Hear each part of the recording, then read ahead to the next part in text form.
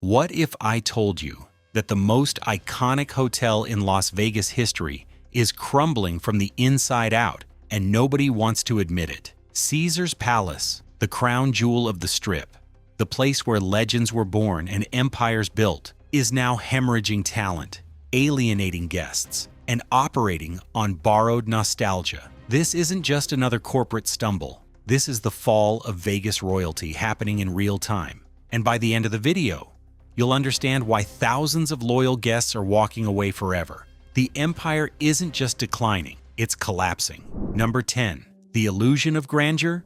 Picture walking through those famous doors. The marble columns still tower above you. The gold fountains still cascade water into perfect pools. Those Roman statues still pose like they're protecting an empire. From the outside, Caesar's Palace looks exactly like the legend you remember. But here's what the postcards won't show you. Step past that entrance, and the illusion starts cracking. The carpet that once felt plush now shows wear patterns from millions of disappointed footsteps. The golden trim that sparkled under crystal chandeliers has dulled to a tired bronze. Even the famous moving sidewalk feels like it's grinding through its motions, mechanical and tired. Guests report walking through the forum shops and feeling like they're in a museum of what Vegas used to be, not what it is. The saddest part? Management knows. They're banking on that first impression, that Instagram photo at the entrance, to carry the experience. But magic isn't just about the facade. It's about what happens when you look closer. And at Caesars, looking closer reveals a palace running on memories instead of magnificent. You think that's concerning? Wait until you see what's happening behind the doors of those legendary rooms. Number 9. The rooms tell the story. Those same suites that once hosted Hollywood royalty and high rollers are now generating a completely different kind of fame on TripAdvisor. And it's not the kind Caesars wants. Walk into a standard room today, and you'll find furniture that belongs in 2005, not 2025. Nightstands with chips and scratches that housekeeping can't hide anymore. Bathroom fixtures that drip no matter how many times maintenance visits. Carpets that tell stories of decades of wear, with stains that professional cleaning gave up on long ago. The flat screens are there, sure, but they're the same ones installed when flat screens were still impressive. Recent reviews paint the picture clearly. Stayed in the Augustus Tower, supposed to be upgraded, found mold in the shower. Another writes, Palace Tower room had broken AC in July. The complaints stack up like unpaid IOUs. Peeling wallpaper, musty smells, mini fridges that don't cool, beds that creak like they're protesting their own existence. A $200 to $400 a night plus resort fees. Guests expect better than what they'd find at a highway motel. Instead, they're paying premium prices for rooms that feel forgotten by time and management. But if deteriorating rooms hurt, what happened to the Bacchanal Buffet absolutely devastates. Number 8. The buffet that broke Vegas' heart. The Bacchanal Buffet wasn't just food. It was theater. It was excess. It was everything Vegas promised in one glorious, unlimited experience. 500 dishes, chefs cooking right in front of you, king crab legs piled high. It was the buffet other buffets aspired to be. Now, it's $150 per person on weekends, $150 for a buffet. And that's before drinks, tips, or the patience you'll need for the 2-hour wait on busy nights. The variety that once stunned visitors has shrunk. The king crab legs are rationed. The prime rib station closes early. Guests report running out of popular items with no refills in sight. Here's what stings most. People still remember what it was. They come expecting the legendary experience they had 5 years ago, or the one their friends raved about. Instead, they find tired food under heat lamps, overwhelmed staff who can't keep up with demand, and a bill that makes them question their sanity. One recent reviewer summed it up perfectly. Paid $300 for 2 people to eat mediocre food while watching others fight over the last piece of decent sushi. This isn't the Caesars I fell in love with. When the buffet fails, it's not just about food, it's about broken promises. Speaking of broken, let's talk about the people who actually run this place. Number 7. The staff exodus. Behind every great Vegas property, there's an army of workers who make the magic happen. Dealers who remember your name, cocktail servers who know your drink, concierges who turn the impossible into the inevitable. At Caesars, that army is deserting. The numbers are staggering. Industry insiders report turnover rates hitting 80% annually in some departments. That means for every 5 people working there today, 4 won't be there next year. The institutional knowledge, the relationships, the little touches that made Caesars special. They're walking out the door every single day. Veterans who spent decades building careers at Caesars describe a culture shift that started with corporate acquisitions and accelerated during the pandemic. Benefits cut, hours extended, support staff eliminated while workload doubled. One former pit boss with 15 years at the property said it simply, "They stopped caring about us, so we stopped caring back." Now guests encounter skeleton crews trying to manage impossible workloads. Check-in takes an hour because there are 3 desk agents for hundreds of arrivals. Room service might never come because they're down to half staff. The casino floor feels tense because dealers are exhausted, pushing through 12-hour shifts without adequate breaks. The palace isn't crumbling because the building is old. It's crumbling because the soul of the operation walked away.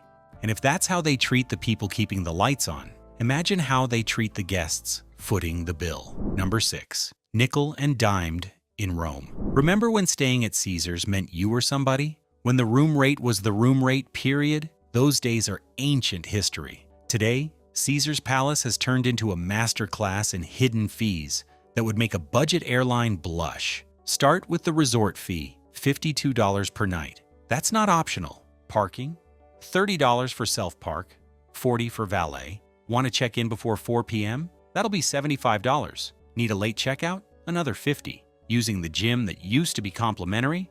$35 day pass. Even pool cabanas that were once perks for big players now run $500 minimum on regular weekdays. The total damage adds up fast. Book a room advertised at $250 per night for a weekend stay, and your final bill approaches $800 after fees, taxes, and parking.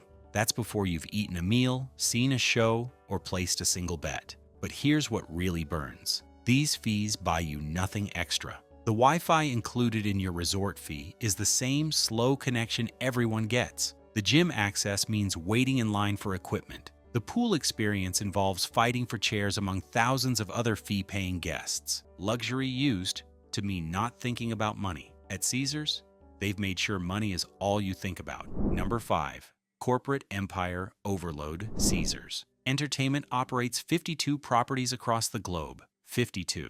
From Atlantic City to Dubai, they've spread the brand thinner than buffet butter. And that's exactly the problem.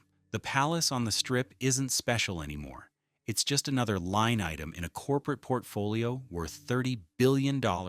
When private equity firm Apollo Global Management and TPG Capital took over, everything changed. Decisions that used to happen on the casino floor now come from spreadsheets in Manhattan. A manager in Vegas needs approval from 3 regional directors just to comp a meal. The personal touch that built this empire, replaced by algorithms and profit margins. Former executives describe meetings where guest satisfaction metrics were literally pushed aside for revenue per available room discussions. One insider revealed that corporate now measures success in quarterly earnings calls, not customer loyalty. They're managing properties like stock portfolio, moving resources to wherever the returns look best this quarter. The result? Caesars Palace gets the same cookie-cutter treatment as Caesars Atlantic City or Caesars Tunica. Same loyalty program, same corporate mandates, same cost-cutting measures. The property that once defined Vegas luxury is now just another franchise location.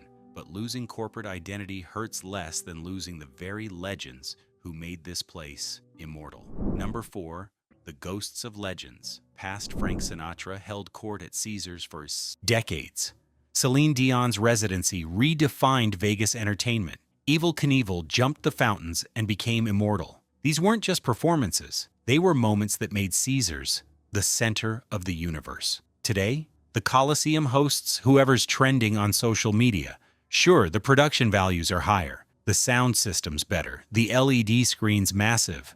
But soul? That left with the legends. Current performers treat Caesars like any other tour stop, not the career-defining venue it once was. Walk through the property, and you'll see it everywhere. Photos of Sinatra still line the walls, but they feel like museum pieces, not living history. The Colosseum, built specifically for Celine's groundbreaking residency, now cycles through artists faster than a Spotify playlist. Even the sportsbook, once home to legendary bets and characters, feels sanitized and corporate. Employees who've been there long enough remember when celebrities would hang out after shows, when high rollers had personal relationships with management, when every weekend felt like history in the making. Now, one dealer put it perfectly, we're selling ghosts. People come here expecting to feel what their parents felt, but that magic died when the legend stopped treating this place as home. Guests still take selfies by the fountains, but they're standing in front of an echo, not an experience. The laughter, the risk, the spontaneity that once defined the palace has been replaced by branding and algorithms pretending to understand glamour. Speaking of dying magic, Caesars faces an even bigger problem. Number 3, the Mirage effect. While Caesars clings to its Roman columns and aging glory, Vegas has moved on. Resorts, world opened with a $4.3 billion price tag and technology that makes Caesars look prehistoric. Fontainebleau brought Miami sophistication to the desert. Even the new Durango Casino understands modern luxury better than the supposed Palace of Vegas. Here's the brutal reality. Caesars is trapped. Too old to compete with the Instagram generation, too corporate to maintain its classic appeal. They've tried updating with digital check-ins and mobile betting, but it feels like putting a smartphone in a gladiator's hand. The authenticity is gone. Younger visitors gravitate toward properties that understand social media, that create experiences designed for sharing, that feel current. Meanwhile, older guests who loved classic Caesars find a hollowed-out version of their memories. The property satisfies neither audience, existing in a profitable but soulless middle ground. The competition isn't just newer, they're smarter. While Caesars charges resort fees for basic amenities, newer properties include everything. While Caesars maintains its maze-like casino floor from the 1960s, modern resorts create intuitive spaces. While Caesars treats every guest like a transaction, competitors use data to personalize experiences. The palace hasn't just aged, it's been left behind. Vegas noticed, guests noticed, and they've started saying the quiet part out loud. Number 2, the reviews don't lie. Pull up any review site, TripAdvisor, Yelp, Google. The verdict is unanimous and devastating. Caesars Palace averages 3.5 stars out of 5, placing it below Holiday Inns in guest satisfaction. For a supposed luxury property, that's not just embarrassing, it's catastrophic. The comments read like eulogies for a dying friend. This place used to be amazing. Now it's just sad. Another writes, stayed here for my anniversary because of the reputation, left wondering if the reputation was ever real. One particularly cutting review, Caesars Palace, where legends go to become disappointments. The patterns are undeniable. Dirty rooms mentioned in 47% of negative reviews, rude or absent staff in 38%, excessive fees in 62%. Long wait times appear in nearly every comment about check-in. The buffet that once generated raves now triggers warnings to avoid it entirely. But here's what's truly damaging. These aren't anonymous trolls. They're loyalty members with decades of history, couples celebrating anniversaries, families who saved specifically for Caesars. When your most loyal customers become your harshest critics, the end isn't just near, it's here. Social media amplifies every failure. A broken toilet becomes a viral TikTok. A rude employee becomes a Twitter thread. The digital reputation that took decades to build crumbles with every posted photo of peeling wallpaper. The cracks are no longer hidden, they're trending.